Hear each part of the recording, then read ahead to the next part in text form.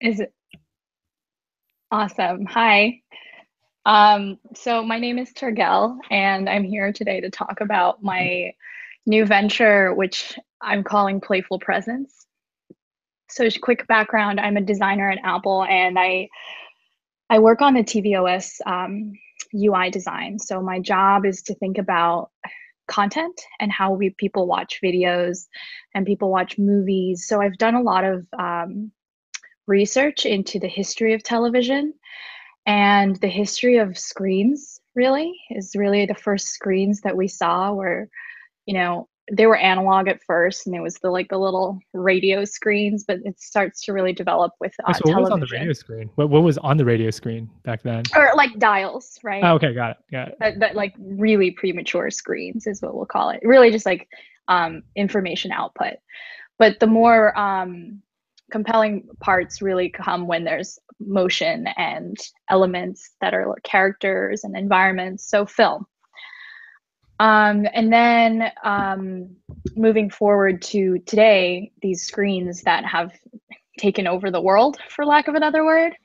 And again, working at Apple, we invented the iPhone, right? And Oh, we yeah, the brought, great one. yep, Yeah. and we kind of brought this technology to everyone's hands. And whether now you're carrying an iPhone or an Android or whatever device it is you're carrying a phone, a smartphone, right?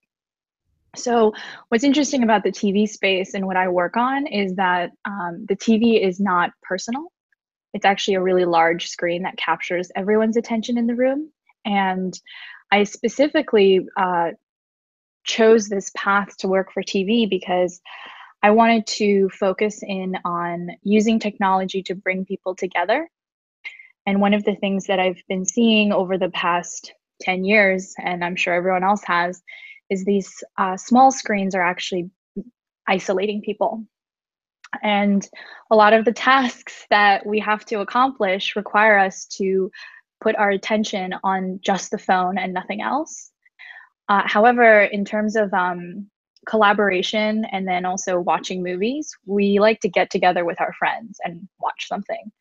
We get together with our family to go to the movies, right? And at work, we actually gather around TVs to look at presentations. Mhm. So I work in this space for bringing people together.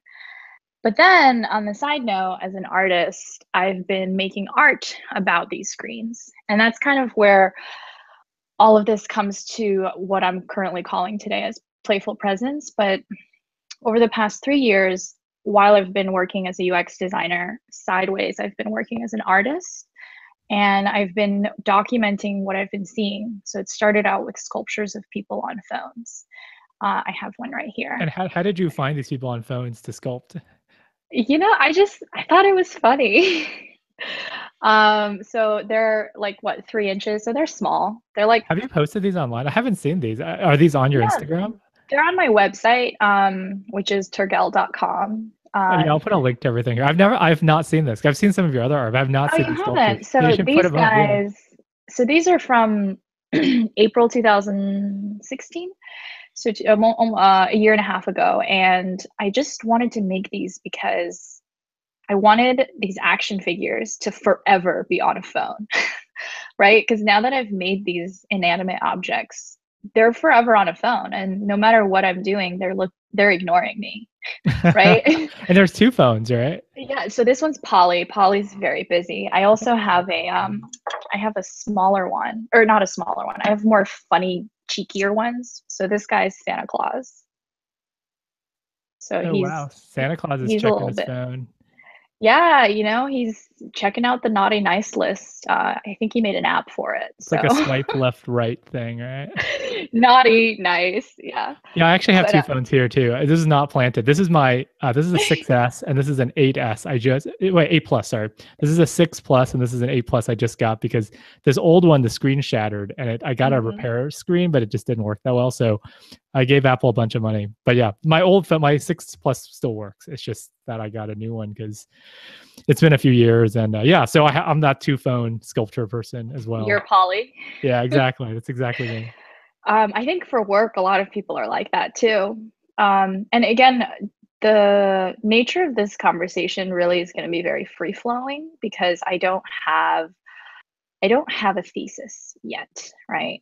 I just have observations and I have research, real research that actually read for work, and then research that I've been doing just watching people. So where do you watch Um, people? Yeah, where do you do your informal user research when you're watching people? Everywhere. So every opportunity is a chance to watch people, right? I mean, if you're with people. There's also an opportunity to watch myself, which I also do often. I've recently started putting my phone away for things I know I don't need. For example, I went to Walgreens on a quick run the other day, and I knew I wouldn't need my phone. I just had $10 cash and I just ran out. And I'd make that conscious decision where I say, I'm walking 2 blocks and then I'm walking back. Like nothing really terrible is going to happen. And I'm not going to need it for an Uber ride. No one's going to call me. I don't need it for anything. So I left it. But then I'll watch myself as I try and reach for my phone, right? So even if I'm alone, I can still watch and do research. Yeah, that's really interesting. Yeah, because I'm old enough to have grown up for most of my childhood, pretty much my entire childhood, without a cell phone. Like we had one toward the end of high school, we had like one for our family or something, and then we like shared it or something. And in college, I went to college, I started in 2001. So that was when people started getting cell phones in college, but these were like the old Nokia, they're not the non-smartphones, right? But still, yeah, Racers. it was weird because before that, people would always go out without cell phones, and that was normal. Hmm. Yeah, so I got my cell phone when I was in college, which is late for a lot of people, actually. Okay, wait, sorry, that was a lie. I got my first smartphone in college. I got a BlackBerry for my freshman year. I had one of those Switchblade.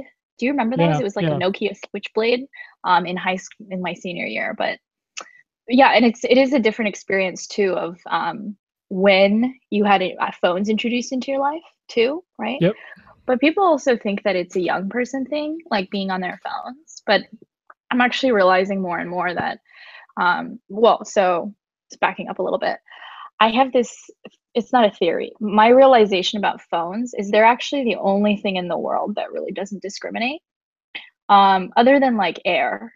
But the more and more I thought about it, it doesn't discriminate by age, whether you're a 2-year-old or a 105-year-old. Like you can find a use for a phone. And whether you're in Africa or here, like there's really no distinct boundaries for what a phone can do for someone, which actually makes it one incredibly powerful, which is why they found themselves into the hands of billions of people. But also it's a way that we connect, right? And yes, we have the internet that's connecting us, but we also all have a shared experience of holding this thing in our hands. So another thing that I do is when I watch people, I see the way they move physically. So for example, a lot of people have the tendency to put their phone face down during conversations, right? I think in meetings at work, I see that often. And then also when I'm at a restaurant, I look around, right? Most people are pretty self-absorbed, not in like a negative way, but most people are thinking Right. about where's my table? Are we late? Talking to someone. But again, I've taken a more active approach at watching how people are using their phones. And really, a lot of people put their phones face down next to them. And the thing that I've observed them do is whether there's a notification buzz or light up, they just pull it up, look at it, and then put it back They would down. do a check, And that, like a reflexive check. Yeah. yeah, and that's actually something that I'm pretty sure crosses across like all ethnicity, country, age, like anything. Everyone is having this shared experience of dealing with this black box, right? Um, so another way is just in public, right? For example, the elevator. Elevator is interesting because I try not to use my phone on the elevator, but I watch people, and it's actually really easy to see what people are doing on their phones. You Uh-huh. just look. Eavesdropping is easy. Yeah, it's not even eavesdropping. It's just I'm standing next to you and you're standing here this close to me and your phone is in my face. Like, and it has bright light and it's And phones are catching getting my bigger too, attention. right? Phones are getting bigger and bigger as well. Yeah. And our fonts, we are making it a lot bigger as well because it's easier to see as well. So another thing I can do is I can watch what they're doing on their phone. And one of the things I've been seeing people do, it's so interesting, is usually if it's like awkward, right? we're waiting on an elevator or we're standing in line. Watching someone behind them in line is also very interesting because you just see what they're doing. And they'll open up a messenger app, whether it's WhatsApp messages, Messenger, or like Instagram direct messages, which is another way people are starting to communicate, Gmail, whatever it is, something that actually has other people messaging you. But there's no notification on it. There's no red circle with a one. They just click on the app and they scroll. But there are no And new they're messages. waiting. And are they kind of, it's like a slot machine thing where are they pulling like a slot machine and waiting for something, or are they just, it's like a rat in a maze and they want some food? They're just, so they scroll through and then they pause and then they close and then they go to the next app, go to the messages, do the same thing. And I realized that the thing that's actually pulling us into these boxes isn't the digital experience, it's the connection to people. Because they're Right? not It's the checking the non-people messages. apps, right? So they're No. checking every single messaging app, waiting to see if someone responded to a message. Even if you think the notifications, if they have notifications on, it would say 0, or they wouldn't say anything, but they would still Yeah. check, even if it's 0. So it's just fascinating watching people have this, I don't know, instinctive need to just check if something came in. That's like when you're a kid and you're like, did I get something in the mail? Like when you're waiting for something in the mail, like you're looking every day waiting for the mailman to come, right? Yeah, And and it's that has just, anticipation of reward. I mean, this is the randomized reward thing they do on mice and rats, right? This is if you're guaranteed a reward every time you pull the lever, you get bored, and if you never get a reward, then you get bored. But it's this kind of random. Sometimes you get a reward, and then the rats just keep pulling until they like die and stuff. So this is exactly the same dynamics as on Facebook and on phones and stuff. And this is not a coincidence. I mean, these are billion-dollar companies that have fine-tuned these mechanics, to for their ends, but that we're like the rats in the cell phone maze. Yeah, it's interesting. yeah, it's so true. And so what's funny is as an artist, I find myself satiring or creating a commentary. Like what you can see behind me, these are likes. These are Oh yeah, pills. yeah, tell me about that. I care, point to that. So this is again, 2 years ago I made this for my senior show when I was at school, but I started taking pills, and so these are actually melanin. I think it's like some sort of vitamin, and I made a Facebook stamp and I stamped them all, and I made like hundreds of them, and I put them in prescription bottles, and I actually sell them. People buy them. I don't know what, they just like leave it somewhere. It's like a decorative art piece, I'll call it. They just think it's funny. For me, I wanted to create a manifestation of what the likes actually could be if they were physical, Yeah, that's really right? cool. And I like pills that. can just, there can be millions and billions of pills. I would like to one day make a room filled with like pills And in plastic there's an addictive nature box. to it as well, right? There's this kind of Exactly. addictive drug nature to it. That's cool. Yeah, and I know that there's a lot of research right now also that's uncovering the actual amount of like, it's like a dopamine hit getting a like, and the fact that it is actually addictive in the same way that, cocaine can be addictive. And I know that the mental health uh, studies around it have more and more proof that this is like a real condition, like a real issue that society needs to address. And it's very dark. And one of the other things I did when I was doing my artwork here also is I did a lot of research into how artists depict our technological relationships, right? Or our relationship with technology. And it's actually very dark. You've probably seen some of them. There's an artist he did black and white photography of people on their phones, but he took the phone out. So Oh, it's just interesting. portraits of people sitting next to each other on the couch looking at their hand. Oh, that's Or really it's like cool. at a bus stop and you just see a bunch of people looking at their hand. But the photography itself is very muted. It's dark, it's black and white, it's high contrast. And when you see it, you get this sense of despair, right? Like this sadness, like, oh my gosh, what have we created? There's also another painter. There's a beautiful painter who creates portraits of people, but it's pitch black, except their face is being lit by their phone. Oh, that's cool. So, and it's beautiful, like their paintings, right? And they're massive. They're really big. But then again, you see it and you feel this pang of like despair. And I realized that all of the depictions we have, okay, not all, a lot of the depictions that we have of technology is pretty negative, which is why I wanted to make these guys. Because like as negative as, I mean, this actually isn't a negative portrayal. This is just a document, right? This little Polly on her phone. Well, it's bright, right? It's brightly colored. It's not a dystopian sci-fi future. It's just a regular person kind of. It's just a regular person. And what's funny is some people have looked at this and thought like, wow, like cool, she's got two phones. That's what I said. Yeah. And then some people, there's another one, I have one of little girls, they're siblings, but they're small, and they're like, oh wow, like I wonder what she's playing. Or there's one that has like a silly face, and they're like, oh, it's like she's on Snapchat. So it's actually really interesting watching people's reactions to my art, because it's actually more positive, and it's actually one of connection. It's like, oh, I know what that feels like. Like I have two phones. Like you immediately showed me your two phones. They can relate to it, rather than if these dystopian images, people feel like, you know, they're being shamed or something, right? Yeah, like the typical media portrayal of we're all addicted to our phones. And then the other one you mentioned, I mean, you probably know about this, I just don't remember the name. And there are these, you know, kind of surrealist paintings of people on devices, and like they're, you know, they portray them as being shackled, or like, you know, being lemmings walking off a cliff. I don't remember the exact thing, but there's that series of surrealist art where we are slaves to technology essentially, and it's, you know, it's very much in line with all these other dystopian ones. So it's interesting you did a different take on it. Yeah, because one of the things I realize is, as a person, I like to take a positive approach on things, and I live my life with a lens of gratitude and positivity and optimism. And as I'm working in tech, like there's a lot of negative images about technology and everything that's happened over the past, you know, 100 years of technology advancing.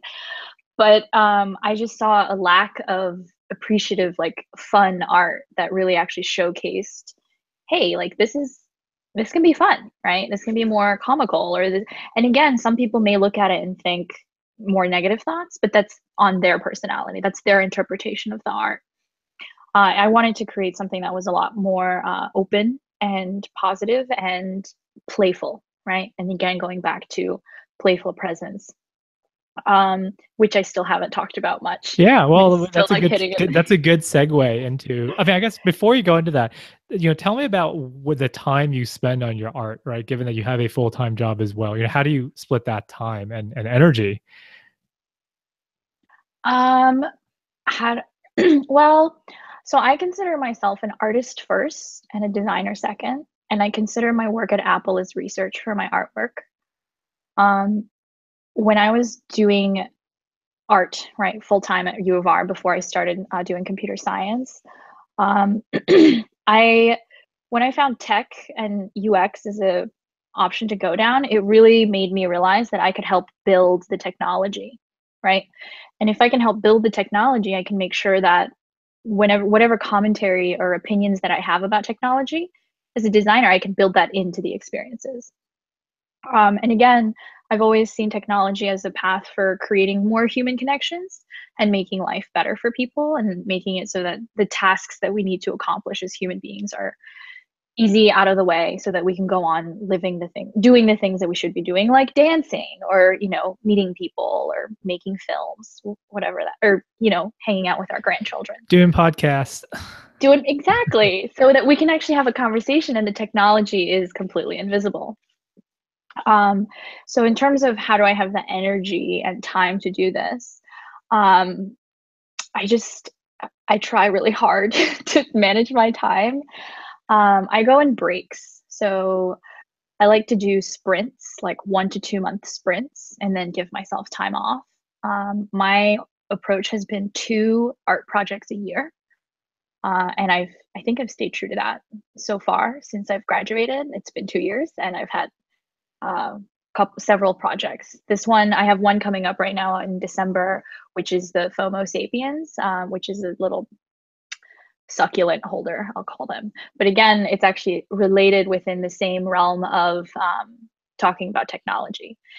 But yeah, I don't know. So again, commuting to Apple is 2 hours, which is a lot. A lot of my sleeping happens on the bus. Yeah, well, that's a good use of time, because it's yeah, I mean, it's commuting is hard, but if you do the bus, it's good. So yeah, let's segue into the playful presence, you know, the thing that you wanted to talk about in the beginning. So yeah, I think this is all set up for the big reveal. Oh gosh, and it's not even that good of a reveal. So for me, Playful presence is about being in the moment and being intentional in your decision making.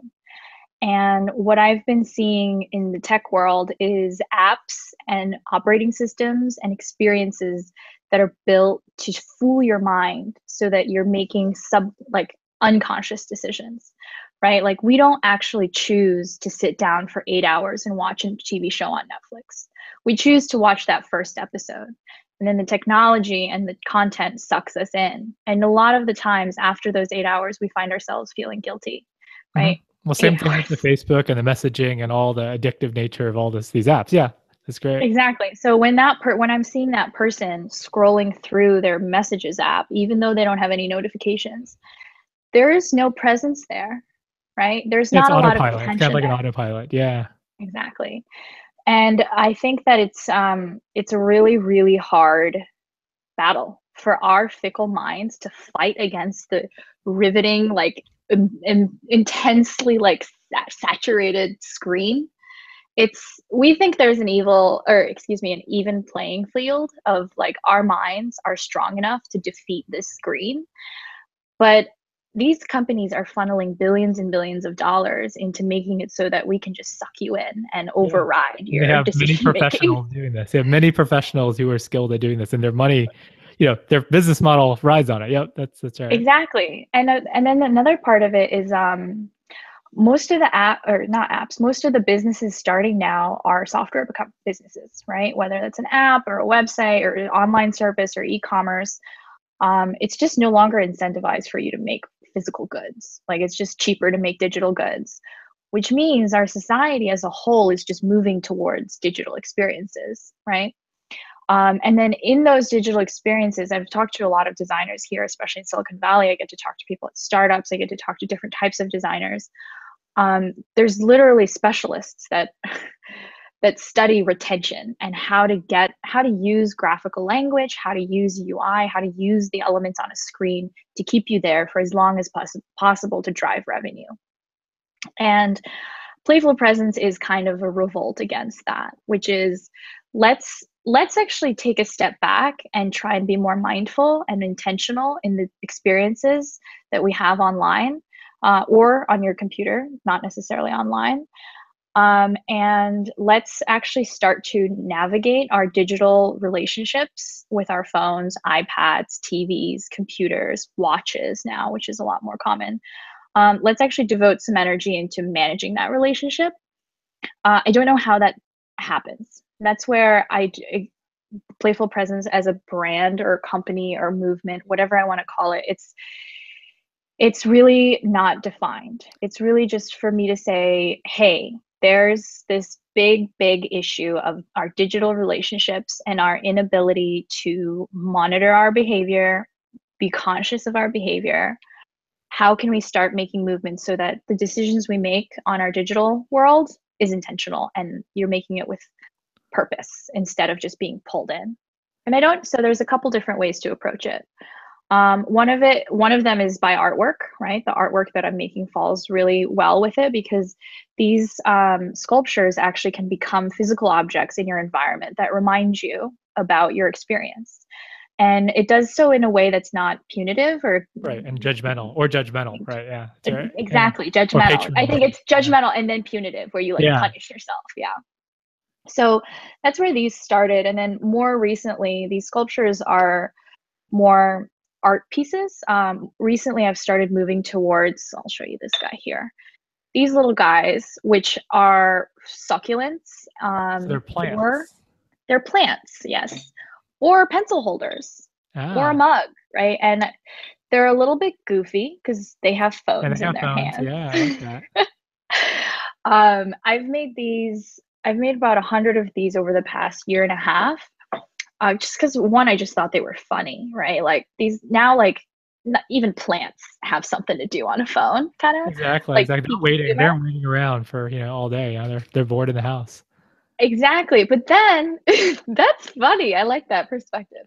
Then once I started showing it to people, I started seeing their reactions as like, oh, I wonder what he's doing. Right. Again, it's this connection where they're like, I started drawing faces on some of them. Let me see if I have Yeah, one the of those. faces are great. Yeah, I mean the faces really make it because it looks like it's their hair too, right? Like the Yep. hair is coming out. Yeah. So this guy, I get a lot of like, oh, he's like taking a picture, or he's on Snapchat, he's Instagramming his friend. And then I had another one that had a frowny face, and some of the responses I got was, oh, like this one man was like, oh, he just got like a text message from his son or something. Another person said, oh, his bill's late, right? Like, oh, he just like overdrafted his account. And I had no idea this would be the response to these little characters I've made, right? But I realized that once these people look at these physical objects that are on phones, they immediately mirror themselves and they think, okay, this is what I do on my phone. That's probably what he's doing on his phone. Which some people then take it to like, haha, that's so funny, or hey, like maybe I shouldn't do that, or maybe he's spending too much time on his phone. Maybe he's watching Netflix for 8 straight hours. Like, oh, I watched Netflix 8 straight hours last night. But again, the point is that every person has their own reaction to it. Like, I'm not guiding them in any direction. Sometimes with the faces, I obviously am, but a lot of these are more ambiguous and open for interpretation. But again, I call them these gentle reminders to be aware of your phone consumption. And that's not at first, like when we start pointing fingers at people and saying, you spend too much time on the phone, or my boyfriend spends too much time on the phone, there's this immediate defensiveness that comes out. But when you can actually be more reflective about what this guy's doing on the phone, it takes away that like personal guilt or whatever. So whatever relationship you have with your device, it's now taken by this guy and it's reflected on this guy as opposed to yourself. And again, I'm still in the process of figuring out. I've called these FOMO sapiens just because This is good. Yeah. they're there's this other thing, which is the fear of missing out, which is Hmm. really what this phone world is all about. That missing the messages, like God forbid they send it and I don't read it in the first 5 seconds, right? Yeah. What if they're saying Beyonce is walking outside and you need to look out your window, and if I don't, I miss it. So it's FOMO sapiens was just like a funny play on Homo These are all good sapiens. names. I mean, coming with good names is really challenging. So that, both Playful Presence and Homo sapiens are really great names. It's been a lot of work. I've been staying up until like 3 or 4 in the morning sometimes just because I can't. I have a vision and the idea in my head, but picking the word that communicates to other people what I'm trying to achieve was really Yeah, I challenging. mean, you make it look so effortless, but it is, it's such, the design It was a process is lot of not work. easy. So It it's was a lot cool. of work. There was a Yeah. lot of crumpled up post-it notes in this corner actually for a couple weeks. I was pulling my hair out for a while because I had like mindful Melvins or something. It was just like really weird names going The around. outtakes. Yeah, Yeah, that's really great. I mean, the mission is great. I mean, this is the first time, obviously, I've heard about it, but I like how you identify an interesting problem and you have a point of view and an interesting point of view about it. And again, you don't have to have a solution or business plan or whatever up front, but it's kind of, I feel like, whether it's in design or in art or in business or in the world of research I'm in, I think developing that good taste and finding like a good fertile area to play in, I think is just the most important. I mean, this is really cliched, right? But like getting into an important area that's interesting and you have a good take on it is much of the challenge, right? And the rest of it is execution, which is not easy. But if you're in a boring space or in the wrong space for you or something where you don't believe in, then no amount of elbow grease could help. But I think this is really the vision you've laid out is really nice, and I think you've already shown these artifacts that are really cool. That I can see this vision as the beginning of something. hmm and there's actually a lot more here. Let me go get my book because I have another thing I've been working on, which is a little bit kitschy, right? It's it's kitschy, but it's a prototype I've been working on that I actually find extremely valuable in Cool. managing my relationship with my phone. And it's a book that holds my phone, and it's pretty. Again, it's kitschy. It's got a little hole in the back for Oh, my that's camera. really Like cool. it's a So, bad prototype. so what's the symbolism there? What's the use case there? So the use case is out of sight, out of mind. Because so at first I found this. I made this actually about 10 years ago. I didn't know I was making it for my phone then. I just made it to hide things in. I think it was money.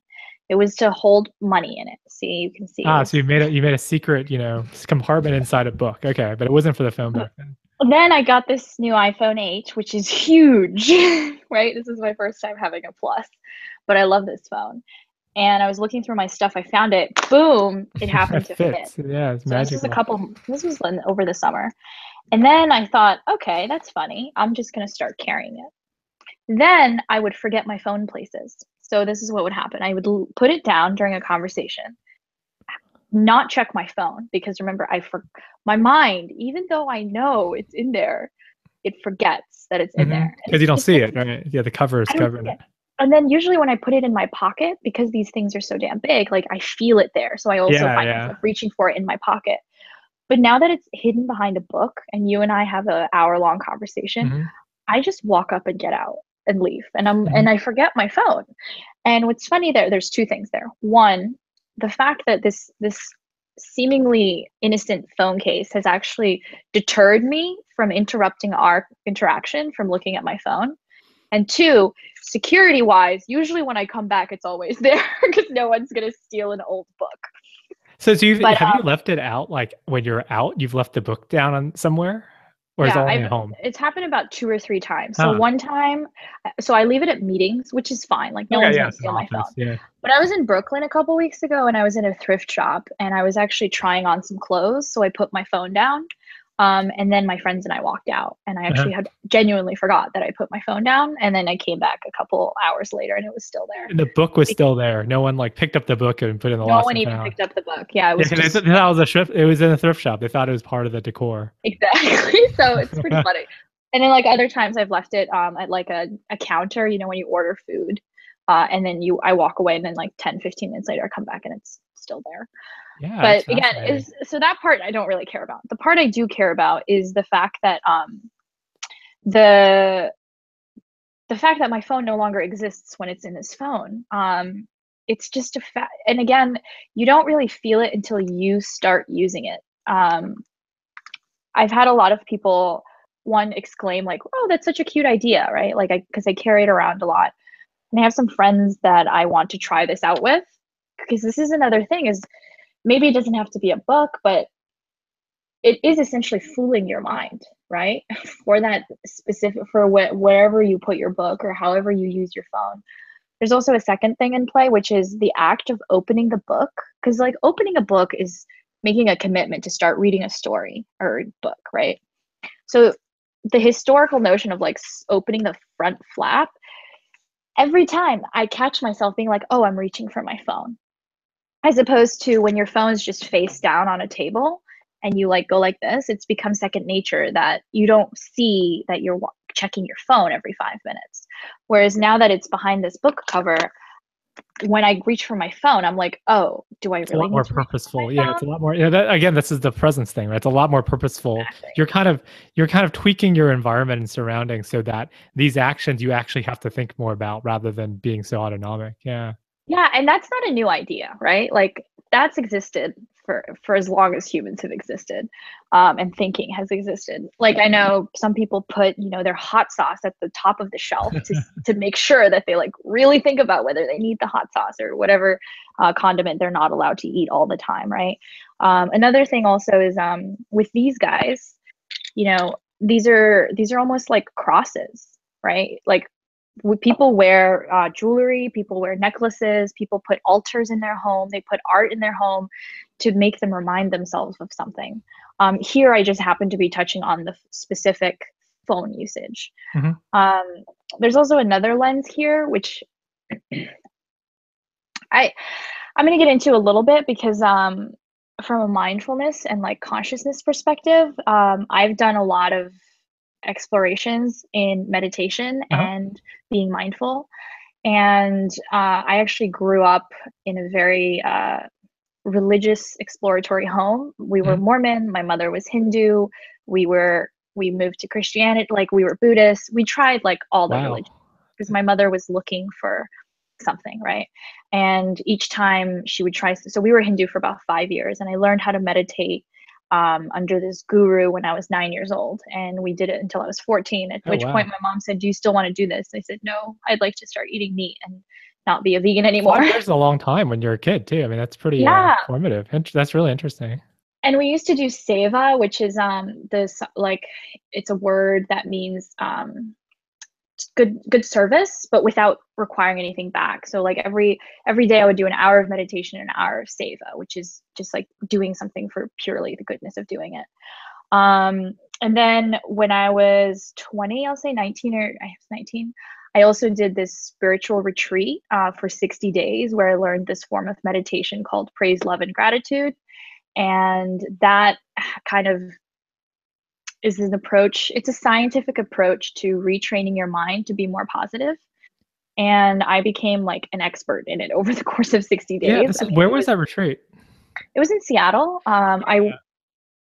We had someone else on my podcast, Pamela Fox, who she did one of these retreats, these Buddhist retreats in Berkeley. And this was, I think it was a similar, I don't remember the exact name, but it was a similar sort of methodology. So it might have been the same. I have to look back at the footage, but yeah, keep going on this. So this is really interesting. So that's like my history in terms of dealing with learning about mindfulness and learning to be mindful and present and living in the moment, and also forgiving yourself and moving from moment to moment. Because for me, when I left school, I had to deal with a lot of drama, right? Just sheer stress, I'll call it. How do humans like overcome that type of stress, right? And for me, it was through gratitude and optimism, and then working, right? And just like doing something, and then just keep at it. And that's the hardest part, is like, I think a lot of people start and then they stop. And that's the story, I think, of everything is you can start something as long as you keep going. But if you stop, then there's the guilt. Oh, I stopped, and it's just like this chain of the human condition, we'll call it. So from that background, so aside from the UX and the art, there's this whole other lens that's being brought into this present, playful presence, that's actually from experience. That's actually from watching my own mind change, and my own person, right? My personality, the way that I perceive myself and the way that I get things done change as a result of this methodology that I learned. But it wasn't the first one. I learned one when I was 9 years old, and then we learned another one. Gosh, what was the other one we learned? There was also this Mormon thing. We used to go to a Mormon church when I was a little girl, like 4 or 5 years old. I don't even remember. There's lots of things we used to do that my family has tried. Then I did yoga, which was another interesting thing. Yoga, before it got like very athletic, right? It was really yoga. It was meditation, and it was the Yoga Sutra, lots of the more spiritual aspects of it. Yoga before, brand name athletic pants, and before Lululemon, yeah. Before it was a workout. And then there's like the Buddhist aspect of it, which my grandparents and Mongolians are very like shamanistic, and we have like gods for water and earth and things like that. So there's just like lots of different lenses. But for me, what I've concluded, gosh, I've rambled for too long. What I've concluded is that your mind is the most powerful thing like in this entire world, and your ability to negotiate with it and work with it and see that it's really cunning, and you have these traps that you can fall into, literally, because your mind is just so clever.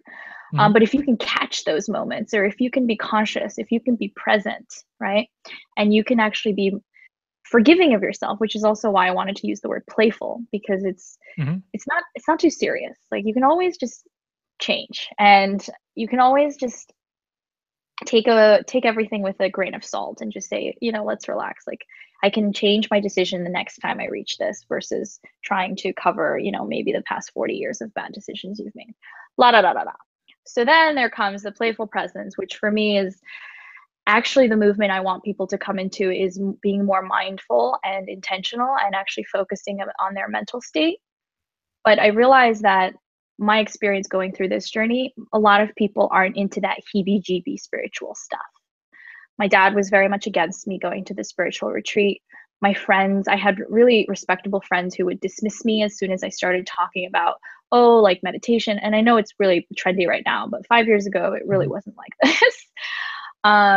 So I realized that to gather people and to get people to care about this, I'm not going to be able to reach the whole world, right?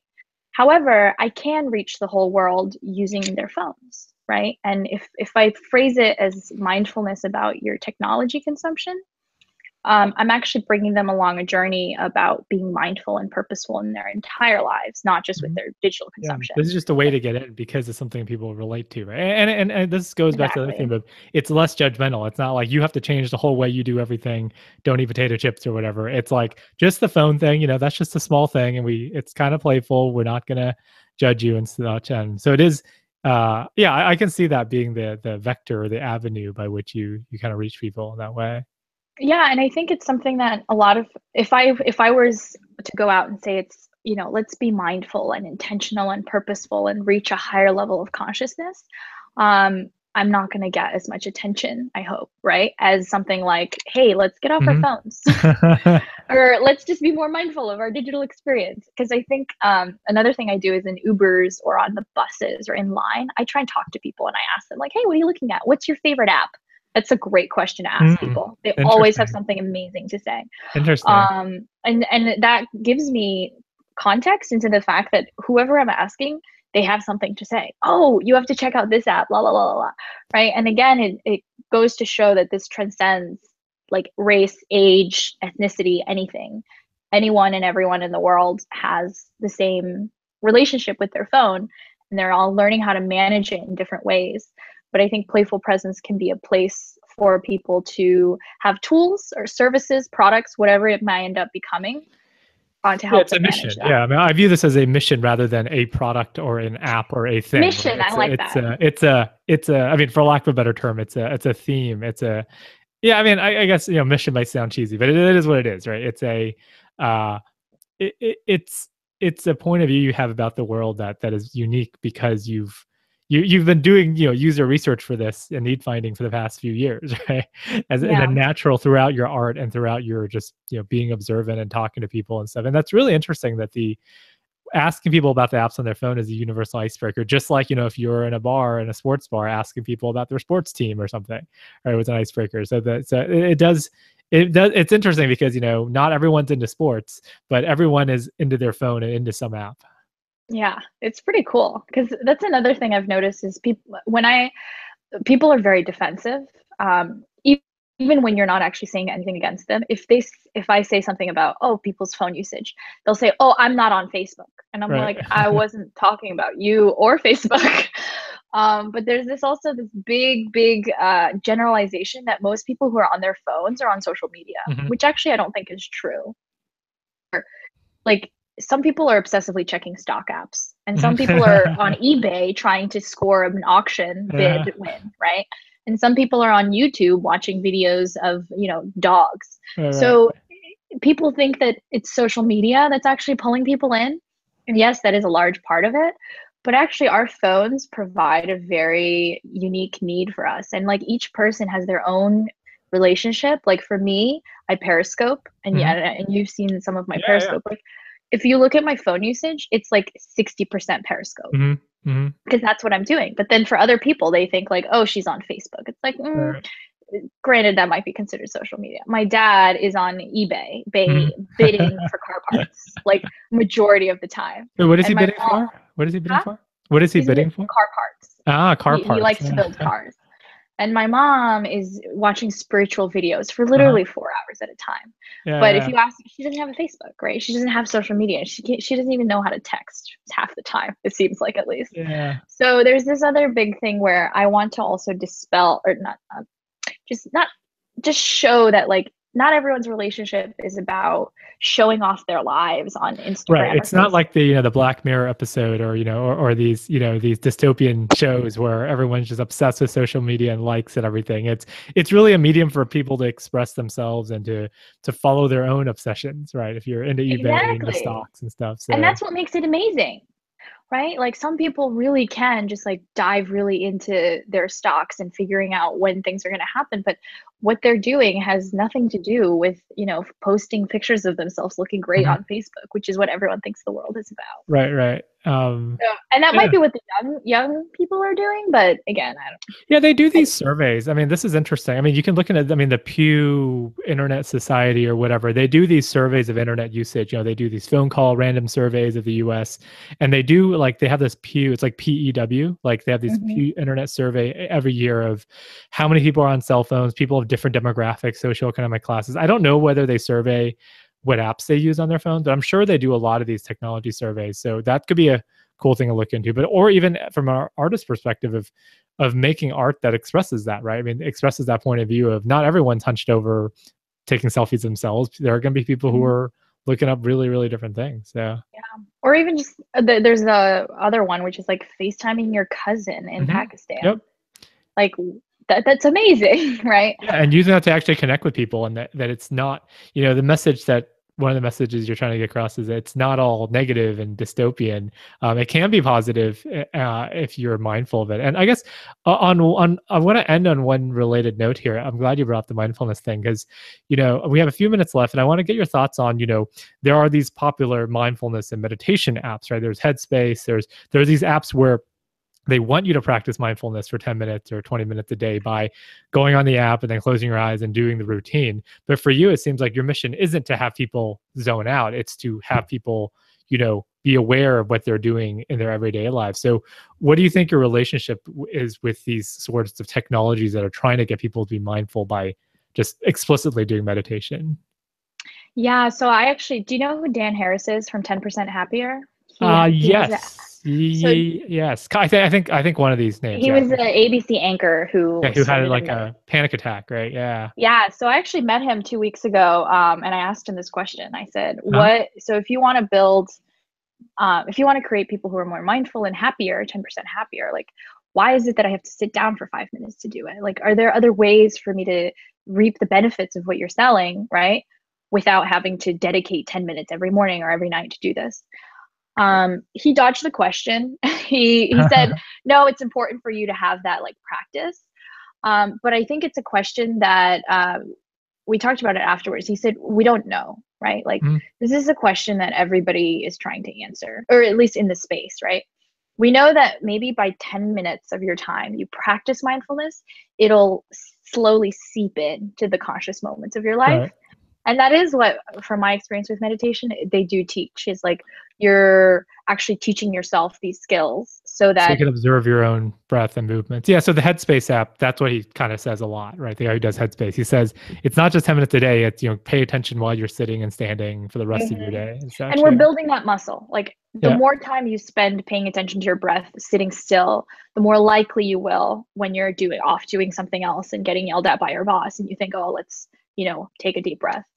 But that's where these my little FOMO sapiens are a question. This is again just a running question, which is if I placed objects. So this is why some of them are pencil holders, and I actually have several people right now who have these on their desks. So I found a Yeah. bunch of people around the Bay, and I've literally planted one on their desks, That's and great. I gave them a notebook and I wanted them to, for research, just write about Uh-huh. their experience. Does this thing actually, when you're working on your phone or working on your computer or reading a book, like when you look at it, do you actually are you reminded of that, right? Or are you just like zoning it out like every other thing that you've purchased in your home? So, and then there's another lens on it, which is as a designer, right, at Apple, can we actually build into the UI, right? So we have the platform, the billion people that I can reach with one small decision with the UI, right? And maybe there's moments where this is really corny, but instead of continue watching next episode, it's like, hey, your mom just texted you if you want to go play basketball with your friends, right? Like, can we actually build in moments to breathe for people in the UI? Yeah. I know Yeah. it's not businessly, like financially profitable per se, but there's a big question in my mind, and I don't know the answer to it, which is how can we reach a balance with apps, right? So, like Mhm. for example, paying your bill. Paying your bill on your iPhone is like something you have to do, and that's something that people are now like actively moving towards and paperless billing.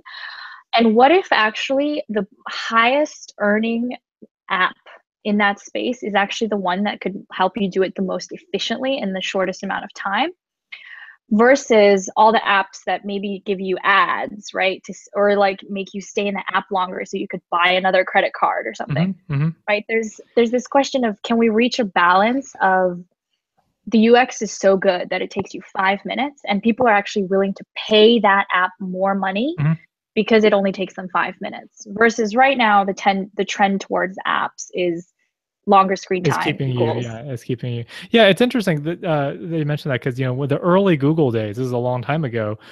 One of the Google missions was to get you onto the search page and off the search page pretty fast, because before they needed to worry about ads or all the retention and stuff, their goal was to actually get you out of Google, right? Because just bare bones Google search. Get the answer. Yeah, their goal is to get the answer and get off of Google. But then, obviously these other services, they want you to stay on, so they have ads. But yeah, so one of the, the bare bones Google search is you want to get your results as fast as possible and get off, so you're actually happy. And maybe getting people off the site is fine, because if they're happier, like you said, they're either willing to pay or they're more satisfied with your brand, so they'll use other things as well. So that's a huge conversation about business as well. So especially because it then leaves the world. So then I've taken this all the way where it actually now divides the worlds into what I call, right, what we call the have and the have-nots. And the have will be the ones who don't have ads. And the have-nots will be people who have ads in there. And that's actually starting to happen on like YouTube and other places. But and again, like, it's like, that's kind of also how society works, right? You have some people who have some things, you have some other people who have to suck it up and deal with the worst end of it. Yeah, and it's hard. Yeah, that just took a turn for the dystopian. It's like another dystopian sci-fi novel. I thought we were starting so optimistic here. Well, but that's where for Playful Presence, again, I'm trying to figure out a huge question, but how can we incentivize tech companies to actually get people to be more succinct in what they're trying to accomplish, so that we're not trying to just bombard them with ads and content and sales, because otherwise we're going to turn into Wall-E, and that's my favorite movie. It's the epitome of what I think we should be working towards, or not working towards, right? Yeah, and I think maybe there'll be a tipping point somewhere, and I think that people such as yourself and others working on that is, because I think more and more in the media and in public consciousness, we're realizing that, right? We're addicted to these things, and these companies, if left unchecked, it is not in, they are not acting in our best interest. They're acting in the best interest of engagement and advertisers and revenue and everything. And maybe the pendulum will swing the other way, and people would want some kind of Facebook option or phone option, operating system option with some kind of pause thing, or some, people are already using, things like rescue time, or these mandatory break things where, you have to stretch every 5 minutes, or they put a little screensaver up, and those kinds of little mindfulness things that block your computer, or they block certain apps, or they block certain websites, but they are, like you said, more punitive than not. So, having a better design for those kinds of things could be an avenue too. Yeah. And I totally forgot what I was going to say. Oh, and then on the last note, it's interesting because from the UX perspective at Apple, it is really great, because the more and more I've been talking to, so the perspective I'm bringing up is this, right? Someone will be like, yeah, let's do this. And I'm like, well, like, is this actually good for humanity, right? Like, it might be good to drive iTunes movie sales, but it might not necessarily be good, blah, blah, blah. And it's actually great because a lot of people are really receptive to it. And that's where there's actually a movement. I forget what it's called, but it's actually to give designers the language to speak up for things like this, where we're actually thinking about the human psyche. Yeah, and it's thinking about ethics as well, man. This is part of, it's not just psyche, it's part of ethics, and I mean, it's really the center of user-centered design, right? You're putting the user first. Exactly. And to end, again, this is my last comment. Something like this has actually been done before, and that's the sustainability movement. It wasn't profitable for companies to be sustainable, and now we have an EPA score. Like, it's no longer profitable for you to not care about the world. Right. And I think, and that happened in like 20 years, right? Like, that happened in my lifetime. Like, and it's still happening, and it's still a lot to go. But I think that this is something very similar, where we could have potentially a score right? Right. And these companies and these apps and digital experiences are actually graded on whether they're actually humane. Yeah, it's like a human sustainability, right? It's like a psychological sustainability versus going down the Wally path. That's Exactly. a great point. That it will.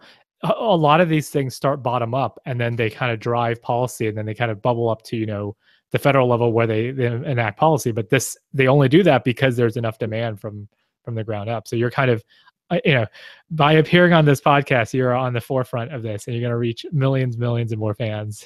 Yeah. And, in 20 years, we'll be like, I was doing this in Exactly. You 2017. documented this. You have your mark that's documented.